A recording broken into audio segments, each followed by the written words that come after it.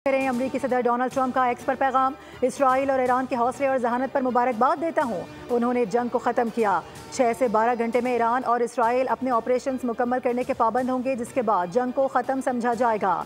जंग बंदी ईरान शुरू करेगा और 12वें घंटे पर इसराइल की जानिब से जंग बंदी शुरू की जाएगी और फिर 24 घंटे बाद 12 रोज़ा जंग का बाज़ाब्ता खात्मा होगा। दुनिया इसे सराहेगी। ट्रंप ने कहा कि दुनिया और मशरिक़ वुस्ता हकीकी फातेह हैं। दोनों कौमें मुस्तकबिल में ज़बरदस्त मोहब्बत, अमन और खुशहाली देखेंगी। इनके पास हासिल करने के लिए बहुत कुछ है।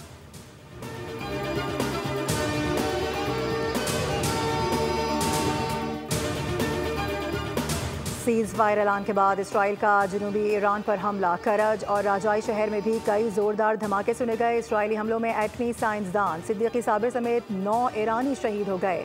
ईरान का इसराइल पर जवाबी हमला, 11 इसराइली हलाक हो गए, 22 जख्मी। इसराइली फ़ौज के मुताबिक ईरान की जानिब से मिसाइलों की चौथी लहर है। तल अबीब और दीगर शहरों में सायरन बज उठे। इसराइली फ़ौज ने ईरान से आने वाले मजीद मिसाइलों की एक और वार्निंग जारी कर दी। ट्रंप की जानिब से ऐलान करदा जंग बंदी के बाद ये 5वां इसराइली अलर्ट है।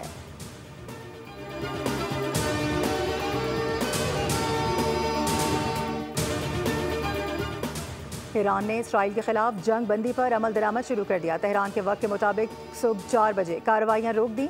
ईरानी वज़ीर ख़ारजा अब्बास अराक़ची ने कहा है कि फ़ौजी कार्रवाइयाँ सुबह 4 बजे तक जारी रही थीं। इसराइल जारी हद को रोक दे तो कार्रवाई नहीं करेंगे। वतन के दिफा के लिए तैयार। अपनी बहादुर अफवाज का शुक्रिया अदा करता हूँ। अभी तक ईरान इसराइल जंग बंदी या फ़ौजी कार्रवाइयों के खात्मे पर कोई मुआहिदा नहीं हुआ। दुश्मन के हमलों का जवाब देने के लिए अफवाज आखिरी लम्हे तक सरगर्म रहें।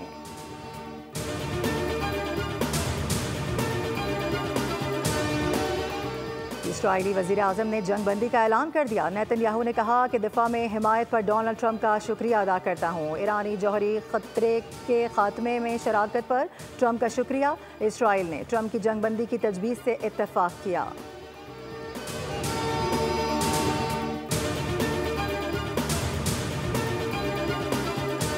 हमने ना तो जंग शुरू की और ना ही ये चाहते थे, लेकिन हम ईरान के खिलाफ किसी भी जारिहत का बिना जवाब दिए नहीं छोड़ेंगे। ईरानी सदर मसूद पज़ेश्कियान का बयान। कहा कि हम ईरानी कौम की हिफाजत के लिए खड़े हैं और ईरान पर की गई किसी भी जारिहत का ईमान, हिकमत और अज़्म के साथ जवाब देंगे। खुदा हमारा मुहाफ़िज़ हो।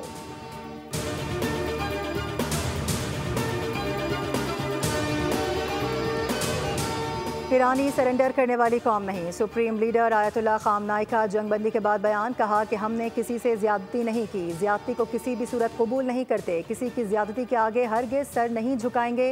ये ईरानी कौम की मंतक है।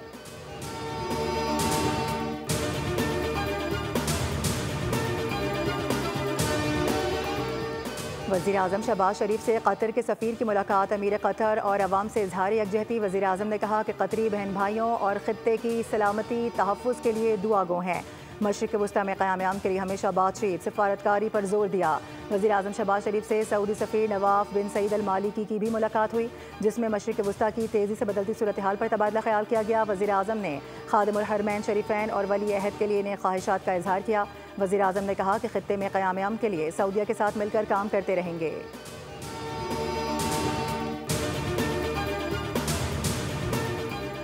जंग बंदी तीनों फरीक़ैन के मफाद में थी। अमरीकी सदर डोनाल्ड ट्रंप ने जंग बंदी में अहम किरदार अदा किया। साबिक पाकिस्तानी सफ़ीर मलिहा लोदी ने ईरान इसराइल जंग बंदी को ख़ित्ते में अमन की जानिब अहम कदम करार दे दिया। वाज़ेह किया कि इसराइल वही कुछ करेगा जो अमरीका उसे करने को कहेगा। तेहरान ने दिखा दिया कि वो अपने दिफा की मुकम्मल सलाहियत रखता है।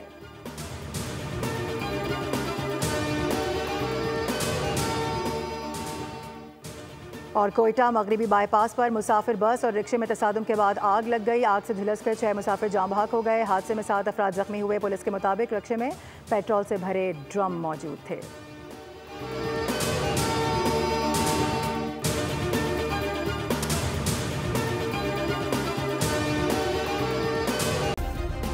सब्सक्राइब करें और बेल दबाएं ताकि कोई खबर रह न जाए।